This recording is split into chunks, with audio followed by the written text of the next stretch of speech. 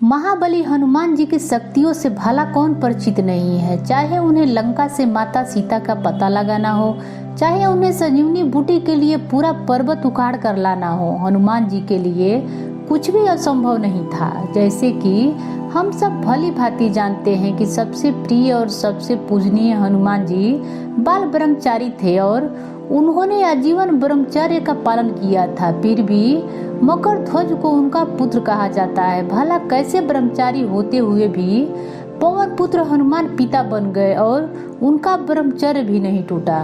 कौन था मकर ध्वज और हनुमान जी का पुत्र क्यों कहलाया? यह कथा तब की है जब माता सीता को लंका से वापस लाने तथा रावण को समाप्त करने हेतु भगवान राम और रावण के बीच घमासान युद्ध हो रहा था। युद्ध के दौरान रावण की सेना के सभी वीर और रावण के भाई बंधु एक के बाद एक आते गए और प्रभु श्री राम को परास्त करने का प्रयास करे, परंतु इनमें से कोई सफल नहीं हुआ। और यदि कभी कोई संकट आ भी जाता तो उसका निदान संकट मोचन कर ही देते थे। यह प्रसंग तब का है जब राम रावण के बीच युद्ध हो रहा था। रावण के भाई यही रावण ने छल पूर्वक भगवान श्री राम लक्ष्मण को बंदी बना लिया और पतालपुरी ले गया। तब हनुमान जी उन्हें छुड़ाने के लिए पताल लोक जा पहुँचे, जहाँ उनका सामना मकर ध्वज से हुआ, जिसे यही रावण ने पताल लोक का प्रहरी नियुक्त कर रखा था। हनुमान जी वहां पहुंचने पर मकर ध्वज ने उन्हें अंदर जाने से रोक दिया। इस पर हनुमान जी और मकर ध्वज के बीच घमासान युद्ध हुआ। अंत में हनुमान जी के विजय हुई। हनुमान जी मकर ध्वज को विचित्रता को देखकर अत्यंत आश्चर्यचकित थे, क्योंकि उसमें एक बंदर तथा एक मछली दोनों का ही रूप मिश्रण था। युद्ध समाप्ति के पश्चात जब हनुमान जी ने मकर ध्वज से उसका परिचय पूछा तो वे स्वयं को हनुमान का पुत्र बताया। हनुमान जी यह सुनकर घोर आश्चर्य में पड़ गए और उन्होंने क्रोधित हुआ और पूछा, क्या तुम नहीं जानते कि हनुमान जी बाल ब्रह्मचारी हैं? तुम भला यह कैसे कह सकते हो कि तुम हनुमान के पुत्र मकर ध्वज हो? मकर ध्वज ने हनुमान को अपनी जन्म की पूरी कथा सुनाई, जिसे सुनने के बाद हनुमान जी ने ध्यान लगाया और देखा कि जब हनुमान जी भगवान श्री राम की आज्ञा अनुसार माता सीता के खोज में लंका पहुंचे, तब मेघनाथ द्वारा पकड़े जाने पर उन्होंने रावण के दरबार में प्रस्तुत किया गया और रावण ने उनके पूंछ में आग लगा दी थी। उसके बाद जलती हुई पूंछ से हनुमान जी ने पूरी लंका को जला डाला था, जिससे रावण के महल सहित लंका के सभी सुरक्षा भवन, अस्त्र भंडार भवन आदि सब कुछ जलकर भस्म हो गया था।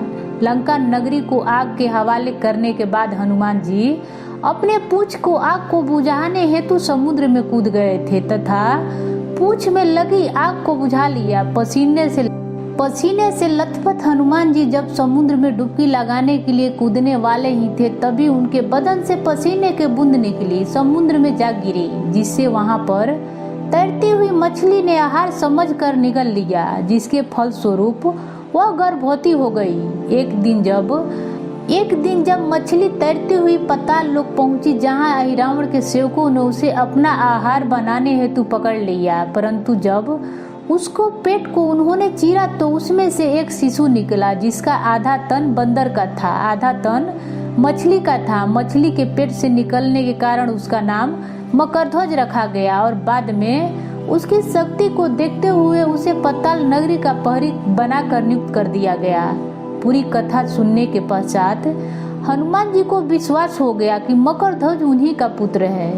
उन्होंने बताया कि वे उसके पिता हनुमान ही हैं। यह सुनते मकर ध्वज नतमस्तक होकर हनुमान जी के चरणों में गिर गया और क्षमा याचना करने लगा। हनुमान जी ने मकर ध्वज को गले लगा लिया तथा उसे आशीर्वाद दिया। इसके पश्चात हनुमान जी ने पताल लोक में प्रवेश किया और रावण का वध कर भगवान श्री राम और लक्ष्मण को मुक्ति दिलाई।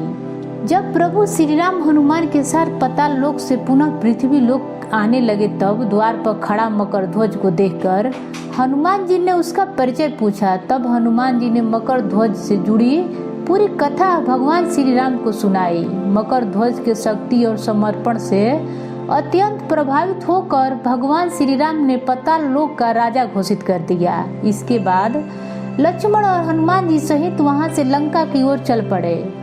दोस्तों ये कथा कैसा लगा कमेंट बॉक्स में बताएं और पसंद आए तो लाइक करें। ऐसे ही रोचक वीडियो देखने के लिए जुड़े रहें। धन्यवाद।